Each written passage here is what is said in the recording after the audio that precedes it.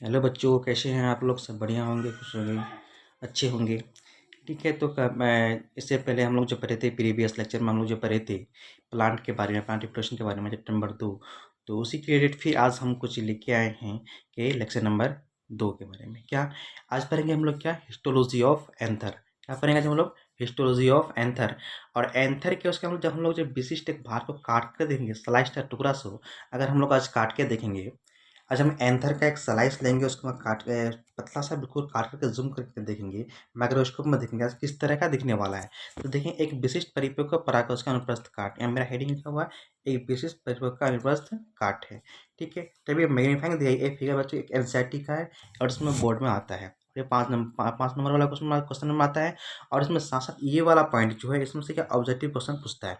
ठीक है, यहाँ देखो, इसमें अगर इसी चीज़ को मैग्नीफाइंग करके यहाँ दिया हुआ है, क्या ये जो सबसे पहले बारी वाला परत है, इस बारी वाला परत का नाम क्या है? इपीडर्मिस। उसके अंदर वाला परत उसका नाम क्या है? इंडोथेसियम। क्या है? इंडोथेसियम। उसके अंदर वाला परत का नाम क्या है? Middle layer. और उसका अंदर वाला परत का नाम क्या है? Microspore mother cell. और अंदर इसका नाम क्या है? यहाँ जो इस तीर से यहाँ से दिखा रहा है, टेपेटम दिखा रहा है बच्चों। और ये इन सबका काम अलग अलग है। इसी वजह से मैं क्या आता है, एक इंपॉर्टेंट क्वेश्चन बन जाता है ऑब्जेक्टिव टाइप का। क्या टेपेटम का काम क्या है? एपिडर्मिस का काम क्या है? एंडोथेसियम का काम क्या है? मिडिल लेयर का काम क्या है? तो ठीक है, इन सबका डिटेल्स से देखते हैं आगे क्या है। सबसे पहले हम लोग देखेंगे बच्चे क्या, इपीडर्मिस। तो इपीडर्मिस जो होता है उसको हम लोग नाम क्या बोले? बाह्य त्वचा। और बाह्य त्वचा हम लोग क्या बोलते हैं? यह पराकोष भित्ति के बाह्य परत है। ये क्या है? ये पराकोष भित्ति के बाह्य परत है। जबकि इसकी मोटाई और इकाई क्या होता है? कोशिकीय होता है। यह सुरक्षा करने का काम करता है। ये क्या करता है बेटा? जो ये सुरक्षा करने का काम करता है। सबसे मेन इंपॉर्टेंट काम इसका क्या है? जितना ये पोलिन ग्लैंड बनेगा, पोलिन ग्लैंड का काम क्या है ना? सुरक्षा करने का काम है। इसका इंग्लिश में क्या है? This is the outer layer of the anther wall, this is thickness unit cell, it works protect. ठीक है, यह इसका मोटाई क्या होता है? कोशिकीय क्या होता है? इसका मोटाई क्या होता है? कोशिकीय क्या होता है? और इसका काम क्या? ओनली सुरक्षा करना, प्रोटेक्ट करना है। किसका बच्चों? पोलिन ग्रैंड का। उसके बाद चलता है क्या? एंडोथेसियम, अंतथेसियम। ये क्या? ये बाह्य त्वचा के नीचे पाया जाता है। और इसकी मोटाई क्या होती है? इसकी मोटाई क्या? एक कोशिकीय होता है बच्चों। इसकी भी मोटाई क्या है? एक कोशिकीय का है। ये भी क्या? वन सेलुलर का है। ये भी क्या है? वन सेलुलर एक कोशिकीय होता है। Due two things field with water and anther burst, यानी कि जब एंथर यानी कि परागो जो होता है परिपक्व हो जाता है, जब उसको यानी कि परागकण का निकलने का टाइम होता है, तो करता है कि उसमें जब पानी भरा होता है, पानी भरने का तो उसमें हाइड्रोलिक प्रेशर पड़ता है। और हाइड्रोलिक प्रेशर पड़ने की वजह से उसमें क्या होता है? वो बर्स्ट होता है, जिससे क्या होता है? परागकण बाहर निकल जाता है। तो एक काम किसका बच्चों? एंडोथेसियम का। अगर पूछेगा कि यानी कि परागकण ब्रस्ट होने का यानी कि स्फुरन होने का काम किसका है? किसकी वजह से होता है? एंडोथेसियम में पानी भरने की वजह से। पानी भरने से दाब कौन सा उत्पन्न होता है? हाइड्रोस्टेरिक प्रेशर। ठीक है, ठीक है बच्चों, ठीक है, आप चलते हैं। उसको हम लोग क्या बोलते हैं? उसके बाद क्या? Middle layer. Middle layer Madhya Pradesh क्या? एंडोथेसियम के नीचे पाया जाता है। इसकी मोटाई क्या होता है? 2 से 3 mm होती है। लेकिन थोड़ा इसकी मोटाई अधिक है, तो इसका मोटाई कितना होगा? 2 से 3 mm होगा। कितना बच्चों? 2 से 3 mm होती है। और ये परागकोश के लिए क्या करता है? ये पोषण तैयार करता है। ये इंपॉर्टेंस बात ये है कि महत्वपूर्ण बात ये है कि परागकोश का जो है, परागकोश का ये जो है ना मिडिल लेयर, मध्य परत, ये क्या? परागकण के लिए भोजन तैयार करता है। एक क्वेश्चन ऑब्जेक्टिव में आता है बच्चों, याद रखना, ध्यान रखना। क्या? ये परागकोश के लिए यानी कि पोषण तैयार करता है। इसमें क्या है? It is found and below to the endothecium, thickness 2 to 3 mm। ये याद रखना है। उसके बाद फिर क्या करता है? Nutrition pollen grand. ये पोलिन ग्रैंड क्या करता है? ये न्यूट्रिशन बनाता है। ठीक है, यानी भोज्य पदार्थ बनाता है। ठीक है, उसके बाद चलते हैं अब टेपेटम के बारे में। ये तो इसके बहुत बहुत क्वेश्चन अभी आ चुका है। क्या टेपेटम का काम क्या है? एक कोशिकीय भित्ति का अंत महत्वपूर्ण भाग है। ये क्या है? कोशिकीय भित्ति का एक अंत महत्वपूर्ण भाग है। क्या बच्चों? एक महत्वपूर्ण भाग है। लेकिन ये काम क्या है? जो यानी कि मिडिल ईयर जो खाना बनाएगा, भोज्य बनाएगा, और ये क्या करता है? ये इकट्ठा रखने का काम करता है। क्या करता है? ये भोज्य पदार्थ को इकट्ठा रखने का काम करता है। ठीक है, it is the most important part of the anther wall. ये क्या? एक मोस्ट बहुत महत्वपूर्ण वाल है, यानी कि दीवार है। और because it is store food of anther. Anther के लिए क्या करता है? भोज्य पदार्थ जमा करके रखता है। उसके बाद देखते हैं पोलिन ग्रैंड चैम्बर। ये कहते हैं एक ये परागकोश की विशिष्ट संरचना है, बनता है। ये परागकष्ठ या लघु लघु बीजाणु कहते हैं। लेकिन इसका देखो पोलिन ग्रैंड चैम्बर का नाम क्या है? इसमें क्योंकि ये यहाँ क्या बनता है? परागकण बनता है। और उसी को हम लोग क्या बोलते हैं? लघु बीजाणु धानी। क्या बोलते हैं उसको? लघु बीजाणु धानी बोलते हैं। क्या बोलते हैं बच्चों उसको? लघु बीजाणु धानी बोलते हैं। और इसी का नाम क्या है? Pollen grain chamber. Pollen grain chamber क्या बोलते हैं? Pollen grain chamber has a specific structure, this is the called pollen chamber. उसके माइक्रोस्पोर।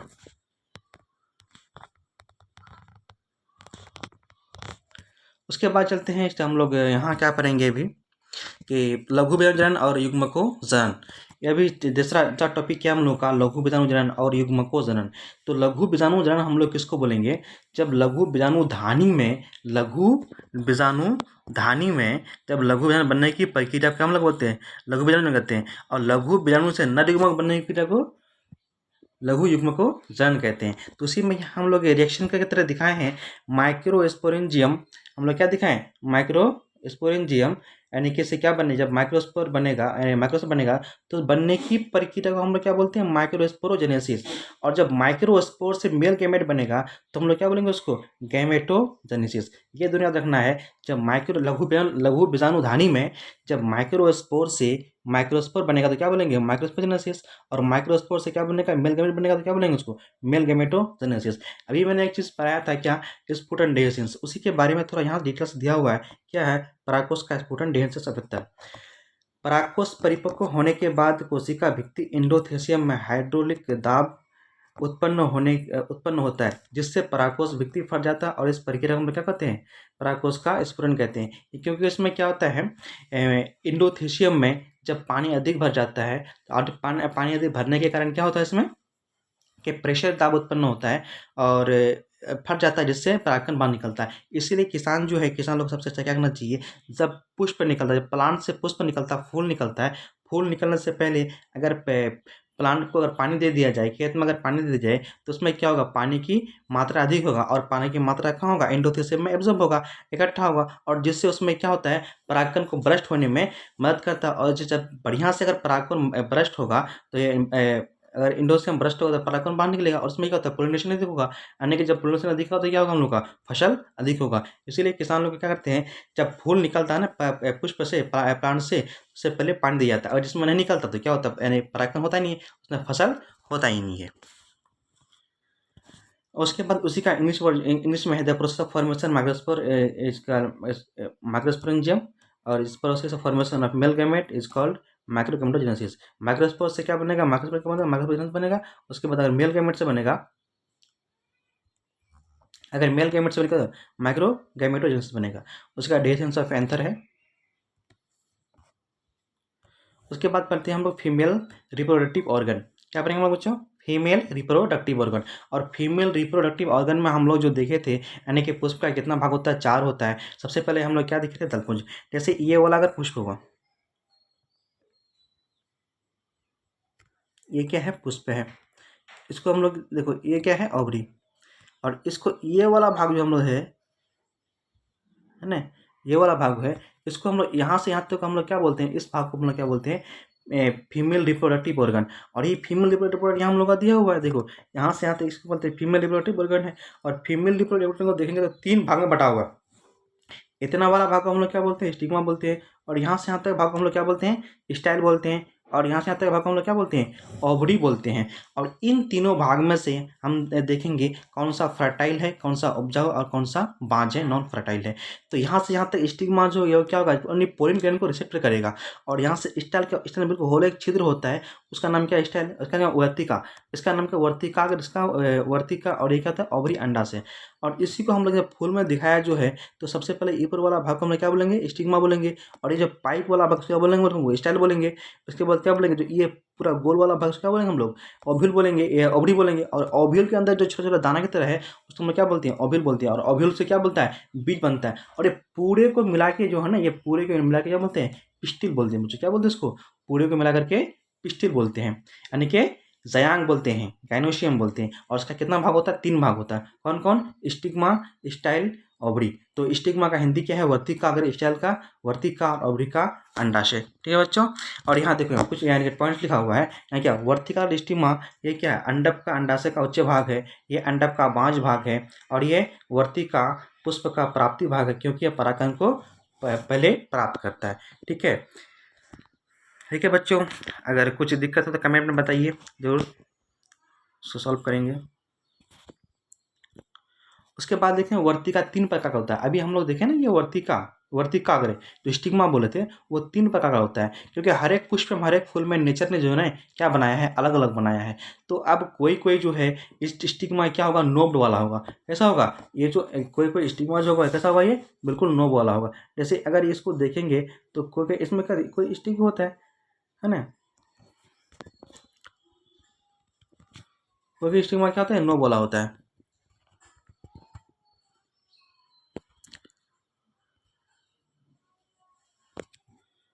कोई कोई स्टिग्मा क्या होगा, ये नोबल होगा। जैसे यहाँ देखेंगे कि ये वाला भाग जो है इस तरह का ये पुष्प होता है, ठीक है। और ये वाला अबरी हो गया, और इसमें क्या होगा, ये इस तरह का, इस तरह घुमा घुमा होगा, ठीक है। इस तरह का जो घुमा घुमा होगा, और ये पीछे बन नहीं रहा अभी, क्लियर कट,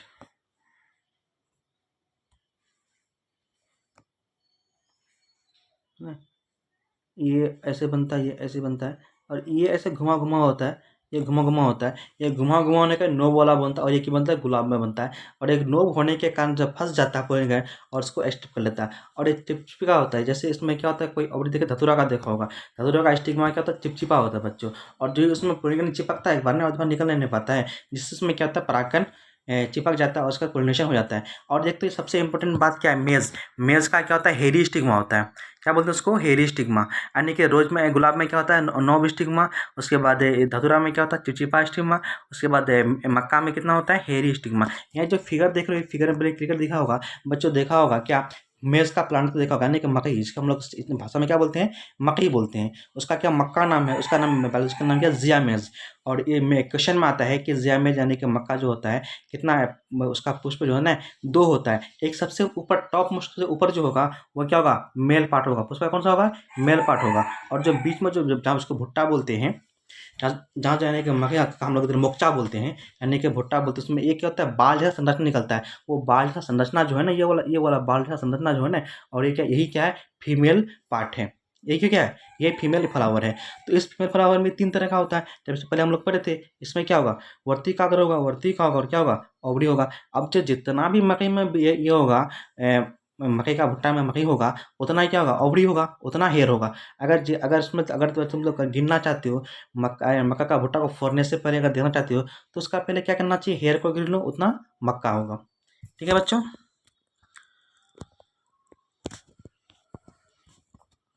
अब देखेंगे हम लोग क्या, वर्तिका। ये अंडक का द्वितीय भाग है, द्वितीय महत्वपूर्ण भाग है। ये अंडक का बांझ भाग है, ये भी क्या, बांझ है। और ये खोखला होता है, ये भी क्या है, खोखला होता है। ये अंडक से विकसित होता है। ये उसके छोर पर स्टिग्मा होता है। स्टिग्मा का क्या, परागकण को प्राप्त करना और ओवरी तक ले आने के लिए काम किसका है, वर्तिका का है। इसका है, वर्तिका का, स्टाइल का है। ठीक है। एक खोखला नली जैसा संरचना होता है। ये उत्पत्ति के आधार पर वर्तिका 3 प्रकार का होता है। देखो बच्चों, ये स्टाइल है ना, तो याद रखना कि स्टाइल कहाँ पाया जाता है। कभी कभी क्वेश्चन में आता है कि स्टाइल कहाँ पाया जाता है, तो याद रखना हमेशा फीमेल भाग में पाया जाता है। स्टाइल किसके पास होता है, फीमेल के पास होता है। इसलिए नेचर ने भी फ्लावर में किसको दिया है, फीमेल का पास है, फीमेल भाग में दिया है। इसमें मादा भाग में दिया है। तो याद रखना अगर कुछ भी स्टाइल बोलते किसके भाग है, फीमेल के पास, ठीक है, मादा भाग में। अब इसमें देखेंगे ना, तो एपिकल स्टाइल जो है, इसमें डेवलपमेंट होने की वजह से, उत्पत्ति होने की वजह से 3 तरह का बांटा गया है। एपिकल स्टाइल, अक्षीय वर्तिका, उसके बाद लेटरल स्टाइल। एपिकल स्टाइल, अक्षीय वर्तिका, उसके बाद लेटरल स्टाइल, यानी कि उसमें क्या होता है, बगल में जो उठता है, बेसिक जो बीचों बीच उठता है। जैसे अगर ये मान लेते हैं हम, ये पुष्प है ना, ये ओवरी है। अगर ये बिल्कुल कहाँ होगा, छोर से, है ना, ये बिल्कुल कहाँ से निकलेगा, बिल्कुल बीच बीच, ये कहाँ से निकलेगा, ये बिल्कुल बीचों बीच निकलेगा। तो हम लोग क्या बोलते हैं उसको, एपिकल स्टाइल बोलते हैं। क्या बोलते हैं बच्चों, एपिकल स्टाइल। और ये कहाँ निकलता है, धतूरा में होता है। ठीक है। उसके बाद लेटेरल, तो लेटरल जो होगा ना, ये जो लेटरल होगा, लेटरल कहाँ से निकलेगा, बिल्कुल ये बगल से निकलेगा, ऐसे करके। जब ये बगल से निकलेगा वर्तिका, तो हम लोग क्या बोलते हैं उसको, लेटरल स्टाइल। और ये मैंगो, इसलिए आम जो है ना, अगर आम देखा होगा तो बच्चों, अभी तो आम का सीजन है, आम ऐसा देखा होगा, हमारे फिर में बनता नहीं, ये टेढ़ा टेढ़ा होने का रीजन क्या है, क्योंकि वर्तिका वर्तिका कहाँ से निकलता है, बगल से। इसलिए आम क्या होता है, हमेशा एक थोड़ा सा टिल्ड होता है, झुका होता है, टेढ़ा होता है। ठीक है बच्चों। उसके बाद क्या है, बेसिक, बिल्कुल यहाँ से जो निकलेगा, बीचों बीच निकलेगा, ये कहाँ से निकलेगा, बिल्कुल ये बीचों बीच निकलेगा। और ये जब ये बीचों बीच निकलेगा तो हम लोग क्या बोलेंगे उसको, बेसिक स्टाइल बोलेंगे, लेटेरल स्टाइल बोलेंगे। और ये कहाँ पर जाएगा, तुलसी में। तो देखो बच्चों, एपिकल स्टाइल कहाँ पे आता है, चाइना रोज में, यानी कि धतूरा में बोलते धतूरा में। उसके बाद ये अड़हुल का फूल में। और ये लेटेरल कहाँ पाया जाता है, आम में। बेसिक कहाँ पाया जाता है, तुलसी में। उसके बाद इसी का फिगर यहाँ दिया हुआ है, क्या ऑवरी बिल्कुल ये बीचों बीच से निकला तो क्या बोलेंगे, एपिकल बोलेंगे। जब बगल से निकलेगा तो क्या बोलेंगे उसको, लेटरल बोलेंगे। जब बीचों बीच से निकलेगा तो क्या बोलेंगे हम लोग को, यानी कि गायनो बेसिक बोलेंगे, यानी कि बेसिक बोलेंगे। ठीक है, लेटरल। उसके बाद चलते हैं अंडा से, यानी कि ओवरी। तो अंडा से ओवरी जो है, ये क्या बोलते हैं, अंडक का तृतीय भाग है। ये अंडक का फुला हुआ भाग क्या है, ये अंडक का तृतीय भाग, कौन सा भाग है, तीसरा भाग है। और ये अंडक का क्या है, फुला हुआ भाग है। और यही एक इम्पोर्टेंस बात है, ये कि ये क्या है, ये एक उपजाऊ भाग है। ये क्या है बच्चों, ये उपजाऊ भाग है। ये अंडक का उपजाऊ भाग है ना। ये क्योंकि इसी में क्या बनता है, फीमेल गैमेट बनता है। इसी में क्या बनता है, फीमेल गैमेट बनता है। इसमें क्या बनता है, अंडा बनता है। क्योंकि इसमें बीजांड होता है, क्योंकि इसमें अंडा उत्पन्न होता है, यहाँ लिखा हुआ है कि इसमें क्या होता है, अंडा उत्पन्न होता है। इसलिए क्या आता है, ये ओबे पिस्टिल का, यानी कि पुमंग जयांग का तीसरा भाग है। और ये क्या है, उपजाऊ है। जैसे अगर उसमें क्या होता है, एक बीजांड होता है। बीजांड जो होता है जैसे अपना से जुड़ा हुआ रहता है, उसको हम लोग क्या बोलते हैं, प्लेसेंटा बोलते हैं। देखिए इसमें देखें, this is the third part of the carpel, this is the solent part of carpel, this is the fertile part of gynoecium because it is contents ovules products eggs. ठीक है, इसमें क्या होता है, अंडा बनेगा। उसके बाद प्लेसेंटा, यहाँ जब प्लेसेंटा देखो बच्चों, हम लोग क्या बोले, ये जो मटर का प्लांट दिख रहा है ना, ये जो ये वाला भाग है, जो ग्रीन वाला भाग है, इसको हम लोग क्या बोलते हैं, डॉर्सल स्ट्रक्चर। क्या बोलते हैं, ये डॉर्सल स्ट्रक्चर। और यही क्या है, जब हम लोग पुष्प में रहता है, फूल में रहता है, तो ये किस रूप में रहता है, ये ओवरी के रूप में रहता है। किस में रहता है, ये ओवरी के रूप में रहता है। और ये बीच बीच में जो व्हाइट वाला पार्ट दिख रहा है, गोल गोल गोल वाला, ये गोल वाला पार्ट क्या, ओव्यूल है। ये क्या है, ये ओव्यूल है, बीजांड है। इससे क्या निकलता है, बीज उत्पन्न होता है। और जो ओव्यूल और ये व्हाइट वाला ग्रीन वाला पार्ट से जो जुड़ा हुआ है, उसको हम लोग क्या बोलते हैं बच्चों, प्लेसेंटा बोलते हैं, अपरा बोलते हैं। क्या बोलते हैं बच्चों, प्लेसेंटा बोलते हैं, अपरा बोलते हैं ना। और ये अपरा जो होता है, इसी का काम क्या, पूरा न्यूट्रिशन ट्रांसफर करना, भोज्य पदार्थ ट्रांसफर करना। ठीक है, अपरा। अब अपने क्या, अंडा से अंदर घर बना लिया, अपरा से उसे रहता है। ये किस में आता है, मटर सेम। और ये अपरा भी जो है ना, ये दो तरह का होता है। किसी किसी का बीच से बीच में रहता है, और यानी कि कहाँ से, बीच से बगल की ओर जाता है, और फिर बगल से बीच की ओर जाता है। जैसे यहाँ देखो, ये बगल से कहाँ जा रहा है, बीच की ओर जा रहा है, ये बगल से बीच की ओर जा रहा है। और जैसे इसमें किसी किसी में क्या होता है, भिंडी में कहाँ था, बीच से बगल की ओर जाता है। तो ये भी कितना तरह का होगा, इसके बेसिस पर प्लेसेंटा भी दो तरह का होता है। ये भी कितना होता है, ये प्लेसेंटा भी कितना तरह का होगा बच्चों, दो तरह का होगा। तो प्लेसेंटा अपरा दो प्रकार के होते हैं। एक होता है मार्जिनल प्लेसेंटा, जहाँ मार्जिनल अभी हम जो बोले थे, जो बगल से, सॉरी हाँ, जो बगल से कहा जाता है, बीच की ओर जाता है। जो बगल से कहा जाता है, बीच की ओर जाता है, तो हम लोग क्या बोलते हैं उसको, मार्जिनल प्लेसेंटा कहते हैं। यानी कि बगल में जो होता है, उसको हम लोग क्या बोलते हैं, मार्जिनल। और ये हमेशा किस में होगा, मटर में होगा। ये मटर में होगा, खीरा में होगा, सीम में होगा। इस समय कहाँ होगा बच्चों, ये इस सब किस में होगा, मार्जिनल प्लेसेंटा होगा। ठीक है, उसके बाद एक्सियल प्लेसेंटा जो होता है, इस प्रकार का अंडा से बीज से निकलता है। जैसे अगर यहाँ देखा होगा बीज से, यानी कि बीन सेम। उसके बाद देखा होगा यहाँ जो निकलता है ना, लेडी फिंगर, चाइना रोज, यानी क्या, जैक फ्रूट। जैसे अभी कटहल का मौसम में, कटहल में देखा होगा बीच में एक डंठल सा मोटा सा, ये मतलब हम लोग अपना अपना भाषा में सिंचा, इधर इधर सिंचाई, हाँ सीतापुरी भाषा है। इसको क्या बोलते हैं, घेक बोलते हैं। और जो बिल्कुल जो इतना गोला गोला टाइप का होता है, पीला कलर का, उसको हम लोग क्या बोलते हैं, केवा बोलते हैं। और वो जो वही केवा ही क्या है, वो ओबड़ी है। क्या बच्चों, ये ऐसे वो क्या है, ये कटहल का जो होता है, कटहल में जो जुड़ा होता है, वो बीज है। बीज में क्या होता है, वही चीज़ वो कहाँ से निकलता है, बीज से निकलता है।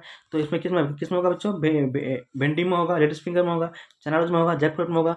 जैक फ्रूट में कौन सा घर होगा, एक्सियल प्लेसेंटा होगा। क्या होगा बच्चों, एक्सियल प्लेसेंटा होगा। अभी इसका मौसम है, जाके देखिए, खाइए, एंजॉय कीजिए। अब बहुत अच्छा फल है। अब हम लोग पढ़ेंगे बीजांड की संरचना। ये बीजांड से क्या बनता है, यहाँ से बच्चों, ये बीजांड की संरचना जो है ना, बहुत इंपॉर्टेंट पार्ट है, बहुत महत्वपूर्ण है बिहार बोर्ड के लिए, यानी कि सभी बोर्ड के लिए। उसके बाद जितना भी कम्पिटिटिव नीट एग्जाम है, उसमें बहुत इंपॉर्टेंट पार्ट है, इसमें क्वेश्चन बहुत बनता है।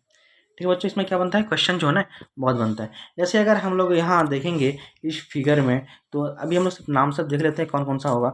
ये जो है ना, ये बीच वाला भाग जो, इसके इतने भाग जो है ना, इस भाग का क्या बोलते हैं, बीजांड क्या बोलते हैं, न्यूक्लियस बोलते हैं। उसके बाद ये अंदर जो ये तीन इसमें दिख रहा है एक स्ट्रक्चर, ये वाला, इसको इसके ओव्यूल है। ठीक है, उसके बाद क्या प्रतिमुख कोशिका एंटीपोडल सेल होगा।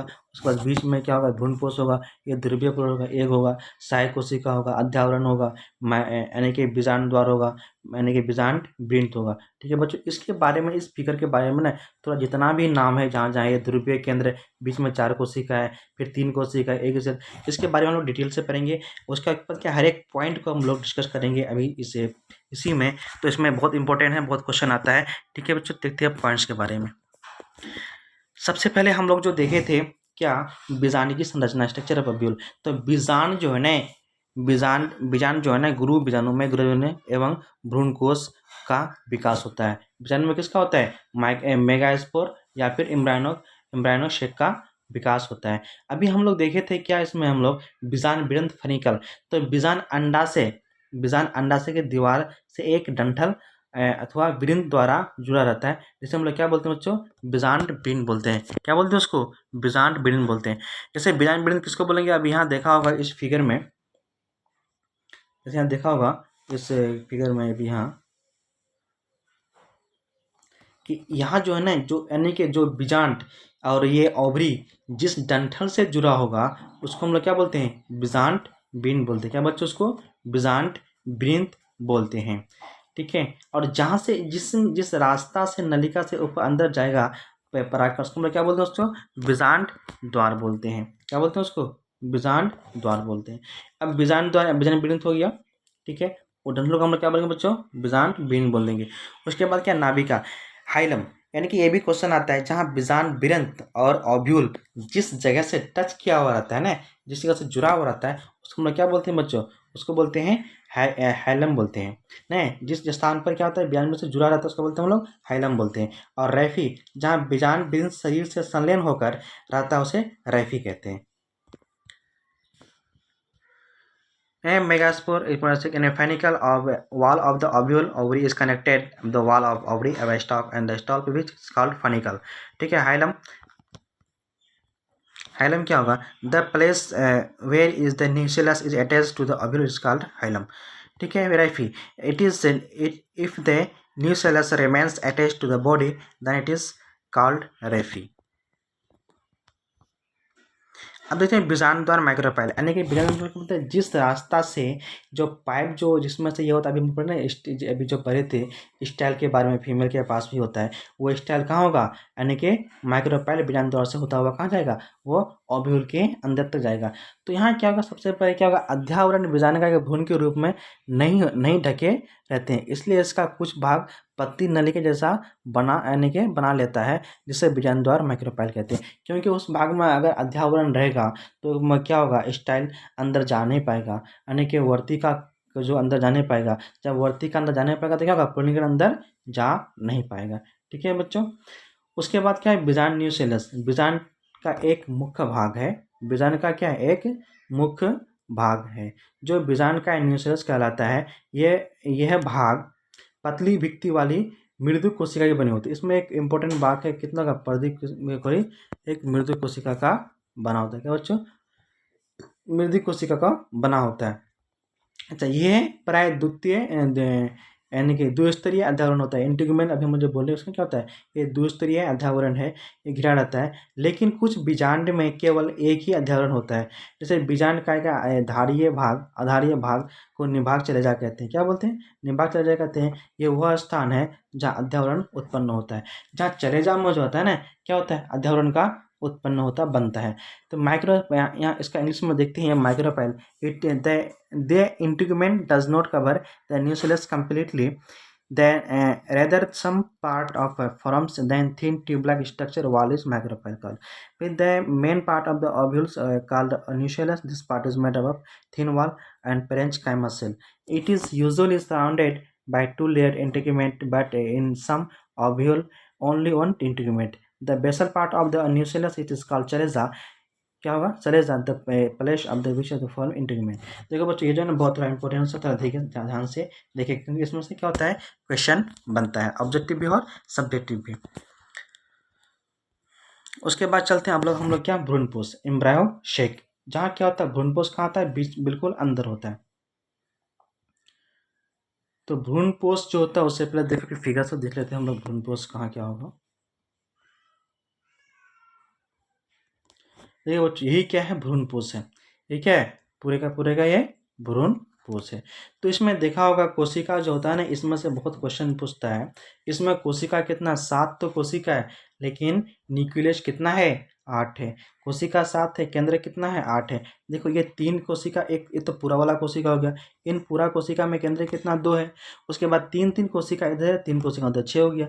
तो 6 कोशिका और एक कितना, 7 कोशिका। न्यूक्लियस कितना है, 8 है। 3 इधर, 3 इधर, 6 और 2, 3 इधर और 3 इधर, कितना हो गया, 6 हो गया। और बीच में 2, 8 हो गया। तो इसी में कितना यानी बोलते हैं कितना, कि कोशिका कितना होता है, 7 होता है, लेकिन केंद्र कितना होता है, 8 होता है। एक क्वेश्चन बच्चे बार बार, तो हम लोग ऑब्जेक्टिव क्वेश्चन बनाएंगे तो इससे रिलेटेड बहुत सारा क्वेश्चन बनाएंगे हम लोग, ठीक है।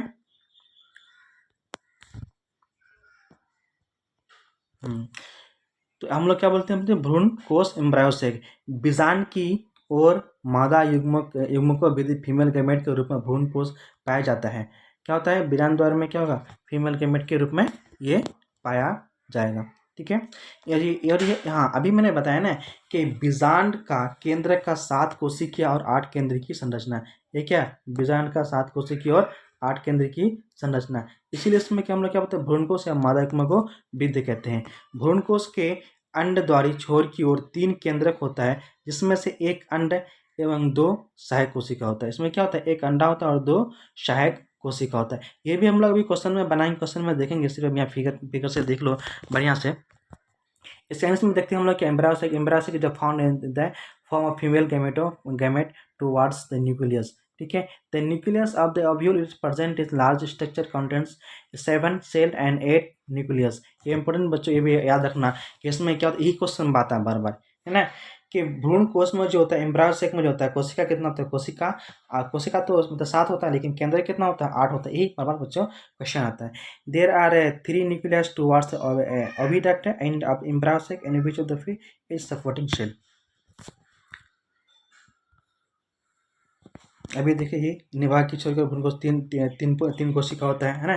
निभाग की छोर कितना होता है, 3 कोशिका होता है। उसको हम लोग क्या बोलते हैं, एंटीपोडल सेल बोलते हैं। इसको हम लोग क्या बोलेंगे, एंटीपोडल सेल बोलेंगे। उसके बाद भ्रूण कोश के बीच में 2 कोशिका होता है, इसको हम लोग पोलर न्यूक्लियाई बोलेंगे, या फिर क्या बोलेंगे, सिनर्जी बोलेंगे। इसको यहाँ देखो नीचे में सिनर्जी में कितना होता है, 3 कोशिका होता है। 3 में से एक बड़ा जो होता है, यही क्या होता है, यही अंडाशय में क्या होता है, बीज बनता है बच्चों। ये क्या बनता है, यही अंडा है ना, इसी से बीज बनता है, इसी से बीज बनता है। और ये तो ये सहायक कोशिका, बाद में ये खत्म हो जाता है, मर जाता है इसका भोजन के लिए।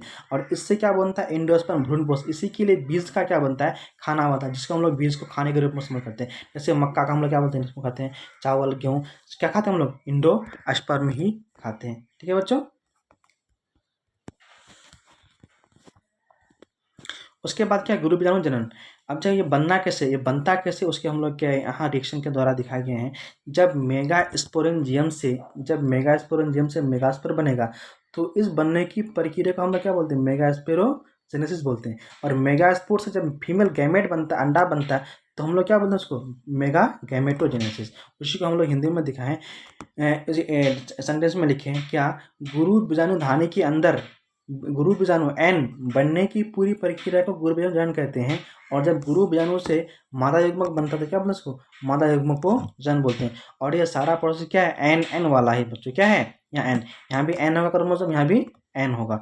उसका क्या इंग्लिश में है, मेगास्पोरोजेनेसिस, मेगा गैमेटोजेनेसिस, और ये सारा एन प्रोसेस है।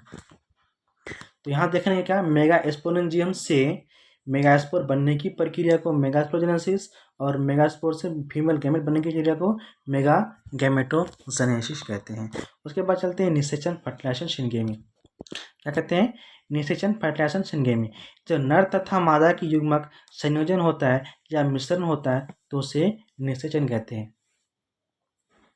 निषेचन क्या बोलते हैं, नर और मादा की युग्मक जब आपस में मिलते हैं, मिलने की ही प्रक्रिया को या मिश्रण की ही प्रक्रिया को हम लोग क्या कहते हैं, निषेचन कहते हैं। जब मेल गैमेट या फीमेल गैमेट आपस में मिलता है, मिलने के बाद मिक्सर होता है, मिक्सर होने की प्रक्रिया को हम लोग क्या बोलते हैं बच्चों, हम लोग निषेचन बोलते हैं। ये पराग